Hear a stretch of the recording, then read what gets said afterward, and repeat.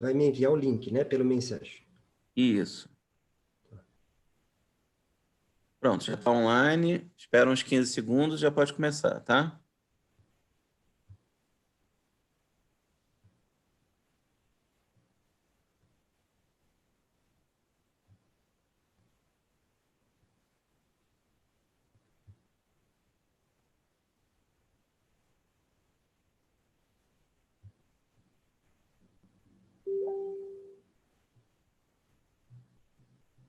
Segundo, já pode começar, tá?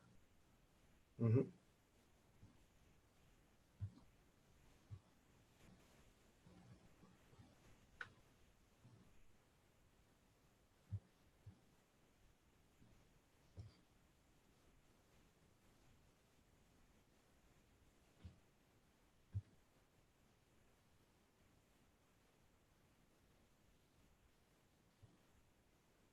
Gease?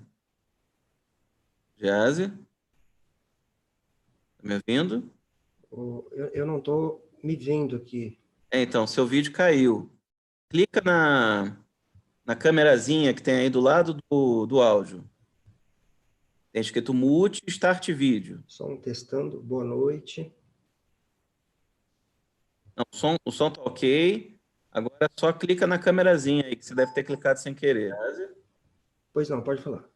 Me ouvindo? Sim. Eu não estou me vendo aqui. Então, seu vídeo caiu. Clica na câmerazinha que tem aí do lado do áudio. Tem escrito Mute e Start Vídeo. Só um testando. Boa noite. Ok. Agora voltou. Ok. Agora só voltou, pode começar. Deve ter clicado sem querer. Pois não, pode falar. Me ouvindo? Voltou, viu, Jazz? Pode começar. Boa noite para todos. É com bastante alegria, né, que nós damos continuidade aqui a esse programa, né? Deixa eu me acertar aqui, peraí.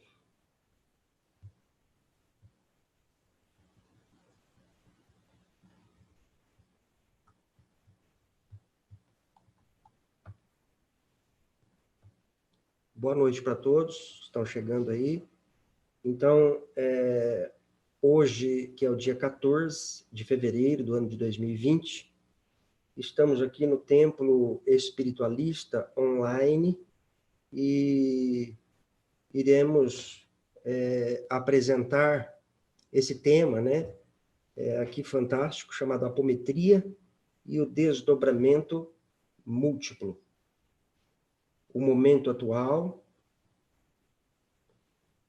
o modelo de trabalho, fundamentos espírita, a importância também da mediunidade, né, no trabalho ou na terapêutica apométrica. Então, eu não estou vendo aqui as pessoas.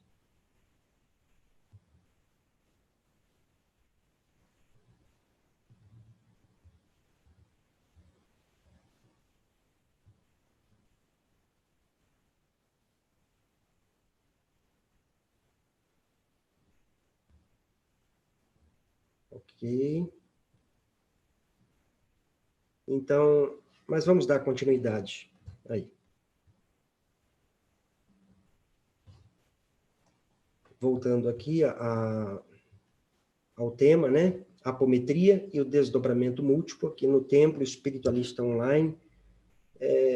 Vamos, então, dar aí o início e falando sobre a necessidade dessa consciência que nós estamos agora, né? Abrindo um pouquinho mais os olhos e vendo este momento atual. Então, este tema, este assunto que nós vamos aqui estar falando hoje, foi extraído de uma palestra, um workshop feito no ano de 2010, eu não lembro exatamente a data, mas no ano de 2010, pelo J.S. Godinho, em Jundiaí, São Paulo, na casa o Instituto Anália Franco, onde nós, então, ministrávamos ali os cursos da apometria, e sempre nós finalizávamos o curso trazendo, né, o J.S. Godin, e ele, então, fez este workshop fantástico, e qual nós vamos tentar aqui passar este conhecimento, este assunto aqui para todos vocês que estão chegando agora. Boa noite, sejam bem-vindos, e agradecimento aí ao Hugo e à Camila por nos dar, né, esta oportunidade de estarmos assim divulgando este tema fantástico. Então, o momento atual. O barco da transição atravessa as ondas vigorosas de um mar cinzento e tempestuoso, repleto de perigos, incertezas e receios, agitado pelo vendaval das ambições, desmandos e loucuras humanas. A destruição de vidas se faz de forma descontrolada e cruel, mas sempre existe em algum lugar um farol a apontar aos nautas perdidos na escuridão. Cabe aos guardiães deste farol, né, agir com presteza e destemor, auxiliando e socorrendo aqueles que começam a clamar por ajuda. Não dá para a gente ajudar aqueles que não querem ajuda, que não pedem ajuda. Então, cabe aos guardiães deste farol agir com presteza e destemor, auxiliando e socorrendo aqueles que começam, né, a clamar por ajuda. A reflexão. Cabe aqui uma reflexão profunda sobre nosso modo de vida, predatório e autodestrutivo.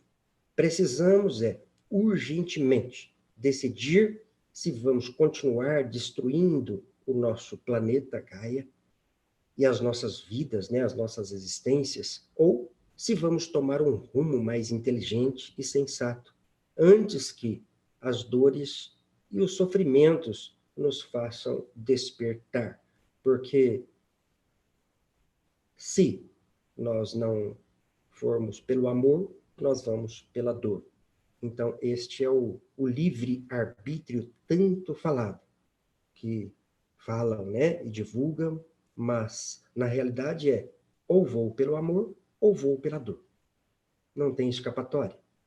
Eu escolho, está em minhas mãos o destino de eu escolher se eu quero o sofrimento ou o não sofrer, né? A hora profética, é importante a gente dizer isso, que está escrito no livro O Evangelho segundo o Espiritismo, onde o Espírito da Verdade diz: Deus procede neste momento ao censo dos seus servidores fiéis e já marcou com o dedo aqueles cujo devotamento é apenas aparente, a fim de que não usurpem o salário dos servidores animosos. Pois aos que não recuarem diante de suas tarefas é que ele vai confiar os postos difíceis na seara ou na grande obra da regeneração. O século que passa, por exemplo, efetuará a divisão das ovelhas do grande rebanho. Uma tempestade de amarguras varrerá a terra, varrerá toda a terra. Depois da treva, surgirá uma nova aurora. Luzes consoladoras envolverão todo o orbe, regenerando no batismo do sofrimento. Não nos esqueçamos de Jesus, cuja misericórdia, né, aqui é o Espírito Emmanuel, no livro A Caminho da Luz, onde ele diz: não esqueçamos de Jesus, cuja misericórdia infinita, como sempre, será a claridade imortal da alvorada futura, feita de paz, de fraternidade e de redenção, a hora profética.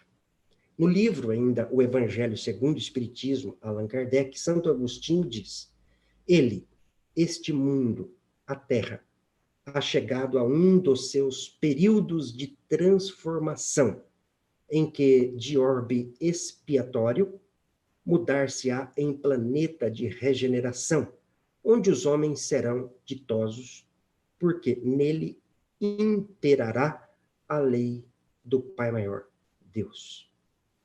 E no livro O Reformador, o Espírito Emmanuel diz: podemos adiantar ainda que, nos planos espirituais mais próximos da Terra, organizam-se núcleos devotados ao bem e à verdade, sob a égide do Senhor, de maneira a preparar-se a mentalidade evangélica esperada para o milênio futuro, depois da grande ceifa em que o orbe terá de renovar seus caracteres.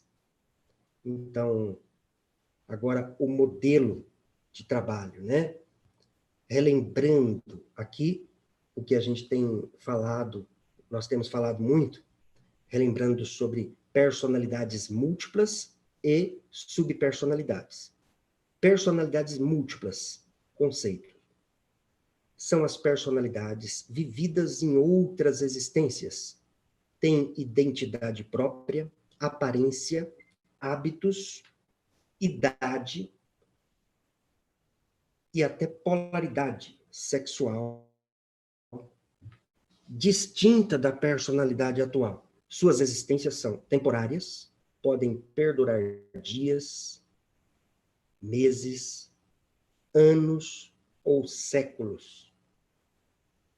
Agora, subpersonalidade, conceito, são os desdobramentos ou projeções da atual personalidade. Sua idade e polaridade corresponde à mesma da consciência física e suas existências são breves. O tratamento, então, de encarnados, né, de espíritos e de personalidades psíquicas, sejam elas múltiplas, passado, sejam elas atual, em essência, o tratamento, em essência, praticamente não há diferença no conjunto de procedimentos terapêuticos empregados no tratamento de um encarnado, de uma personalidade psíquica ou de um espírito. Todos, sem exceção, necessitam serem recebidos ou incorporados e tratados. É ainda, gente, preciso uma avaliação criteriosa para um tratamento adequado. Dependendo das dificuldades e necessidades apresentadas por cada um, poderemos oferecer socorro em forma de acolhida amorosa, carinhosa, esclarecimento e orientação.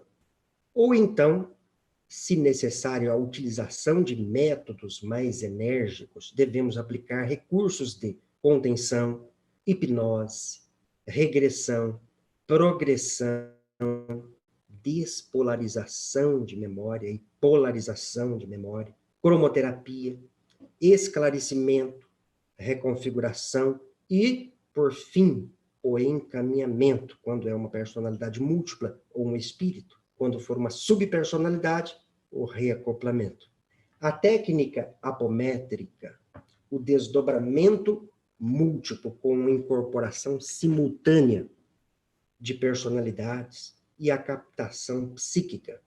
Pois bem, então a técnica apométrica e o desdobramento múltiplo com a incorporação simultânea de personalidades formam um sistema terapêutico que pode ser empregado no tratamento de distúrbios de ordem anímica e espiritual em encarnados e também tratar espíritos perturbados ou perturbadores. Aí entra, então, a obsessão. O tratamento se faz por intermédio de grupos mediúnicos conhecedores do assunto e movidos pelo amor fraterno. Por ser uma terapêutica gratuita, a procura é muito maior do que a capacidade de atendimento dos ainda poucos grupos existentes. Então, a necessidade tem sido bem maior do que a boa vontade daqueles que têm a sensitividade, a mediunidade e que se dedicam 2 horinhas na semana para um trabalho movido pelo amor fraterno. Então, por isso, exige um grande número de trabalhadores da luz divulgando, pesquisando e praticando estes assuntos, esta terapêutica da alma.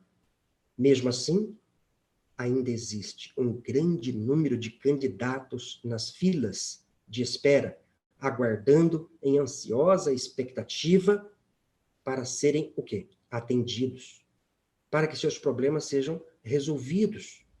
Então, por isso que nós estamos aqui estimulando o estudo, para que nós consigamos ser os terapeutas da alma neste milênio. Então, falamos aí da técnica apométrica, o desdobramento múltiplo com incorporação simultânea de personalidades. Agora nós vamos falar sobre a captação psíquica. A captação psíquica, é uma técnica adequada para o tratamento de distúrbios psicológicos e psicossomáticos diversos, como traumas, síndrome do pânico, fobias, depressão, estresse, anorexia, bulimia e alternância de personalidades que afetam o comportamento e a vida das pessoas no aspecto profissional, no aspecto afetivo e pessoal. É muito aplicada na terapia de crianças, pessoas com hipertensão arterial, cardíacos, e pessoas com déficit de atenção ou dificuldade de locomoção. Utilizando, então, a captação psíquica, podemos facilitar tratamentos psicoterápicos, como hipnose e terapia regressiva, diminuindo o tempo de tratamento e evitando-se os impedimentos causados pela idade ou condição física do paciente. Por depender de avaliação, observação e estudos mais demorados sobre o comportamento, os sintomas e os problemas do paciente, é mais adequada para utilização na terapêutica profissional em consultórios. Esses recursos proporcionam uma grande compreensão sobre as causas dos problemas, um maior entendimento sobre a natureza dos elementos em tratamento, corpos, o perispírito, corpos sutis, personalidades e espíritos. Amplitude de recursos e possibilidades com eficientes resultados. A DPM, ou seria distúrbio de personalidade múltipla, e a apometria. Esse distúrbio de personalidade múltipla é um dos mais velhos assuntos tratados na psiquiatria e um dos mais novos também. No fim do século XIX, tornou-se um dos primeiros processos mentais patológicos a ser estudado cientificamente. E a pesquisa influenciou profundamente as origens da psiquiatria moderna. Mas a psicanálise relegou a DPM, o distúrbio de personalidade múltipla, a psicanálise relegou para uma importância secundária, até que nos últimos 30 anos o interesse pelo assunto tem sido reanimado com a crescente preocupação com relação ao abuso de menores e outras formas de estresse traumático, que, em tese, são duas grandes causas da DPM, do distúrbio de personalidade múltipla.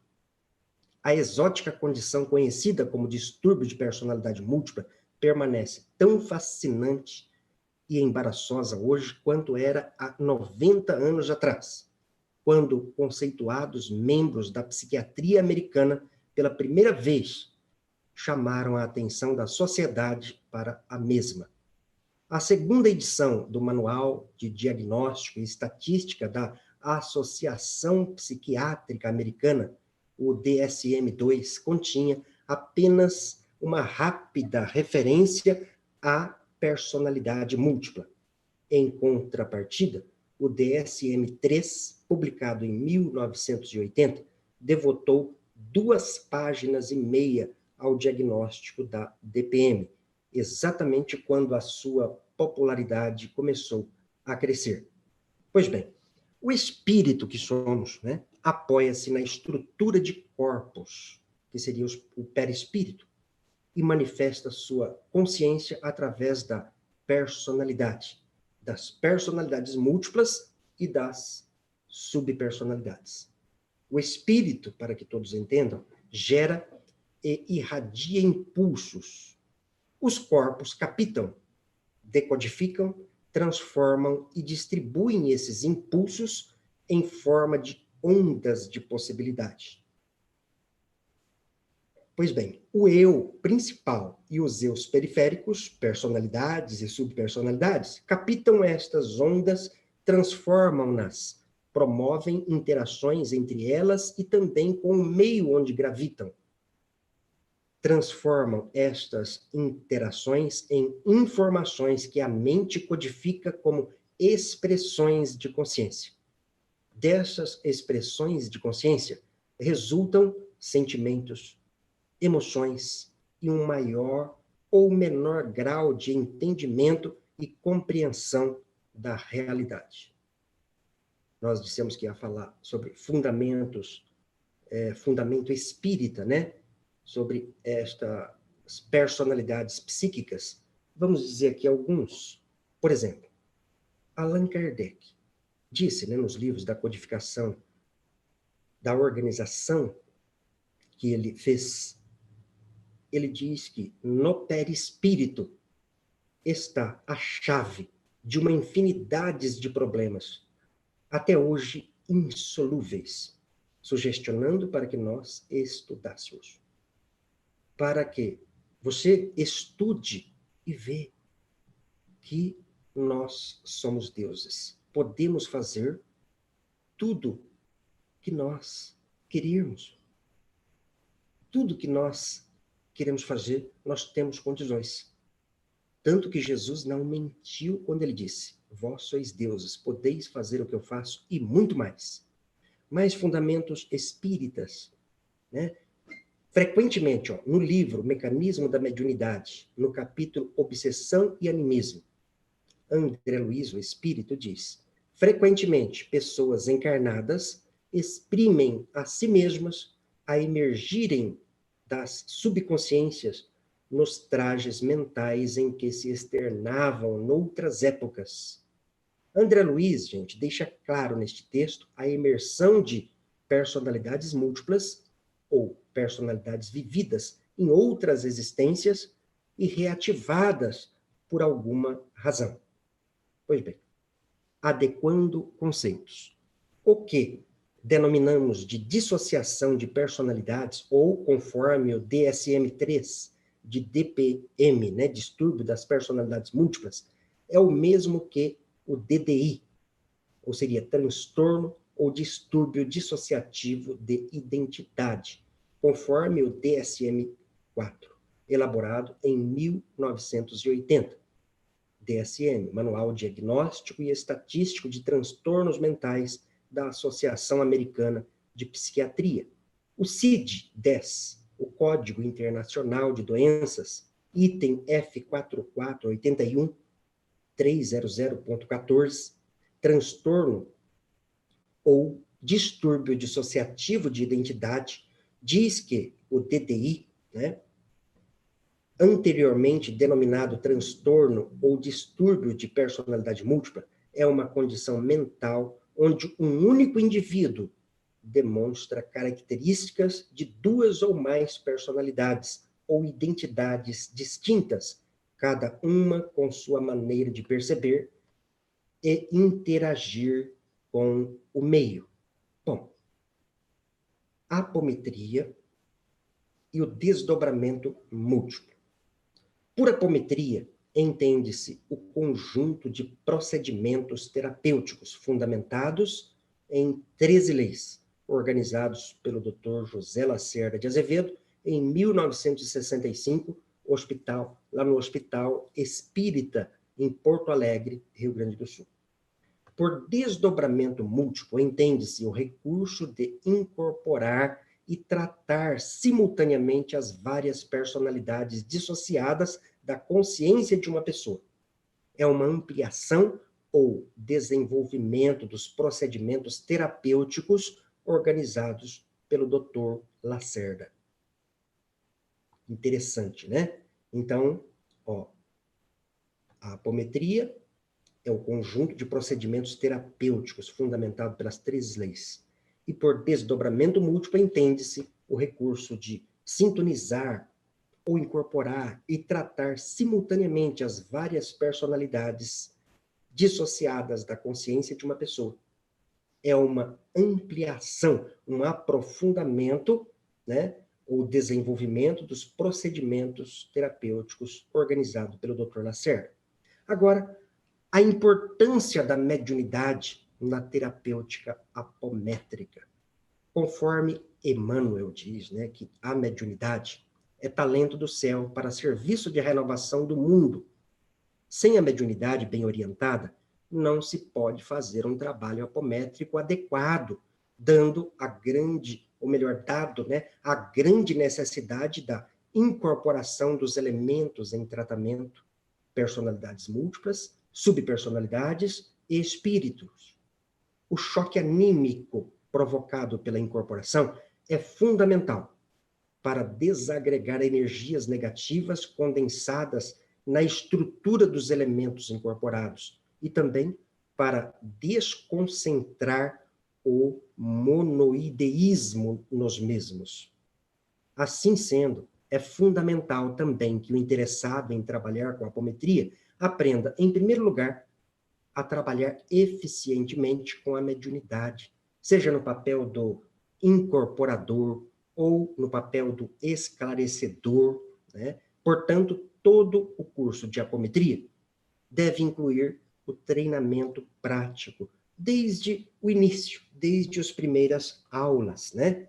Logo que se fala ali do que é, para que serve, o que se pode tratar, já começar treinar também a mediunidade, porque é importante, muito importante, a mediunidade nesta terapêutica apométrica. Concluindo, afirmamos que o conhecimento das leis e dos recursos da apometria e do desdobramento múltiplo de personalidades oferece-nos a possibilidade do acesso, da descoberta, do despertar e do desenvolvimento das inúmeras potencialidades ainda adormecidas no homem atual. Faculta-nos ainda a identificação e o tratamento terapêutico de grande parte das desarmonias e distúrbios relacionados com a reencarnação, formação dos corpos, comportamento humano e doenças de origem anímica. Porém, se não houver motivação para o estudo e o trabalho, nada acontecerá.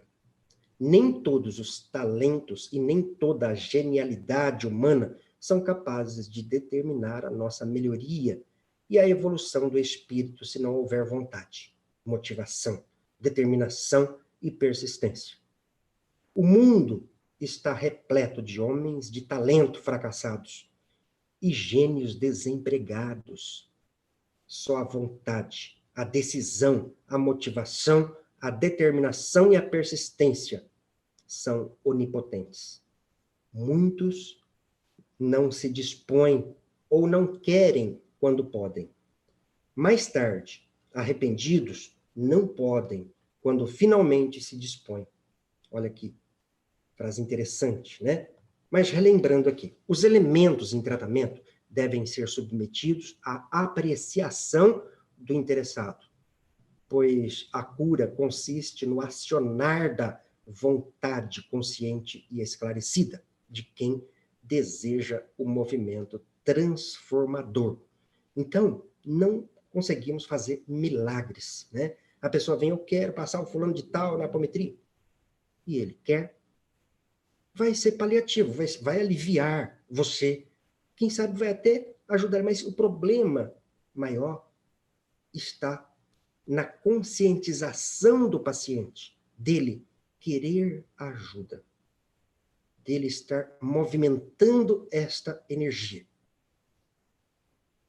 Compreendem? Pois bem, os elementos em tratamentos são os corpos, são as personalidades múltiplas e as subpersonalidades. Então, os elementos em tratamento são os corpos, as personalidades psíquicas, aqui eu enquadro as personalidades múltiplas, passado, e as subpersonalidades, projeção da personalidade atual.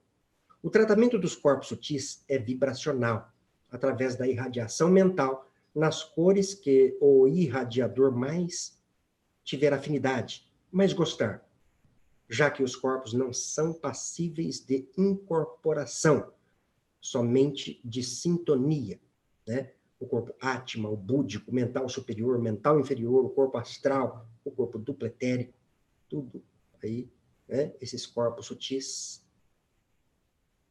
Então, a terapêutica empregada ou dos corpos sutis é vibracional. Cromoterapia, mental ou artificial. A terapêutica empregada no tratamento dos elementos anímicos que gravitam em torno da consciência é composta de incorporação, contenção, despolarização, polarização, cromoterapia também, acolhida amorosa ou carinhosa, hipnose, regressão, progressão, doutrinação, reconfiguração, orientação e encaminhamento. Bom, continuando aqui, né? Conclusão. A conclusão desse tema importante de hoje. A terapêutica eficiente. Para conseguirmos a eficiência terapêutica, devemos formar e manter grupos de trabalho isentos de dúvidas, medos, preconceitos, isento. Conceito distorcidos, teimosias, melindres, dentre muito outros, para nós conseguirmos a eficiência terapêutica. Então, devemos formar e manter grupos de trabalhos isentos de todos esses itens, dúvidas, medos, preconceito, conceito distorcidos, teimosias, melindres, dentre muitos outros. Os dirigentes e médiuns devem evitar a má informação, as meias verdades, a teorização vazia, devem evitar, tanto os dirigentes como os médiums devem evitar a má informação, as meias verdades, a teorização vazia, a falta de senso prático, a falta de observação, as ideias preconcebidas, a falta de estudo, que é o fator fundamental, o estudo, e de conhecimentos. Evitar a egolatria, o despreparo, a má vontade e o descuido com o grupo. Então, pessoal, pedimos aqui desculpa, perdão por não estar podendo hoje responder aí as perguntas, né, que vocês estão fazendo, mas nós vamos estar aqui na próxima sexta, dando continuidade nestes temas fantásticos, que é a apometria, o desdobramento múltiplo, a captação das personalidades psíquicas, né, com o alinhamento psíquico, né? Então, esta terapêutica da alma, né, novos rumos para este trabalho desobsessivo. Eu vou ficando por aqui. Um grande abraço em todos vocês. Muita paz e muita luz. Que assim seja.